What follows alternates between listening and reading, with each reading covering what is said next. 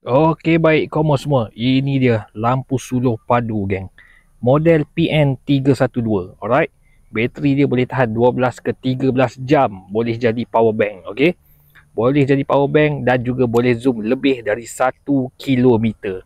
Jangan main-main geng. Betul-betul nak lampu padu, ambil lampu ni. Okey. 3000 lumen. 3000 lumen ya.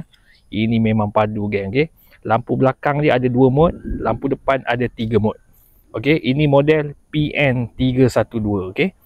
Kalau nak beli macam biasa dekat beg kuning ada dekat bawah. Okey. PN312. Jom kita tengok padu tak padu. Let's go. Okey, baik koma. Tengok depan ni. Teman nak on ni. PN312.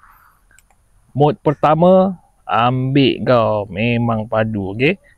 Ini mode yang pertama. Okey, lampu depan dia ada 3 mode. Okey, ini mode yang pertama. Alright.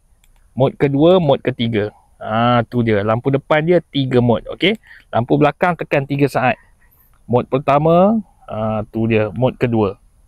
Yang ni lampu belakang dia. Alright. Jadi semuanya ada 5 mode. Ini lampu depan dia. Okey. Nak zoom dia macam mana? Tolak kepala ni ke depan.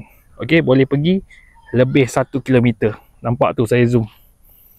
Padu tak padu? Tu dia geng. Dia punya zoom memang lain macam. Okey.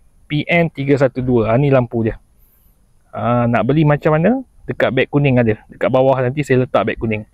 Boleh suluh langit. Nampak? Padu tak padu? Okey.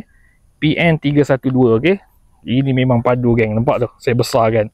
Terang satu padang ni. Nak zoom dia, tolak kepala ni ke depan. Okey. Nak kembang dia, tarik balik kepala ke belakang.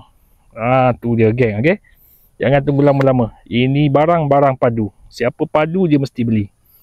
Nak barang kualiti jangan tanya harga. Okey. Nak barang murah jangan tanya pasal kualiti. Alright. Jadi macam mana nak beli? Tekan beg kuning sekarang. PN312. Memang padu geng. Bye bye. Assalamualaikum.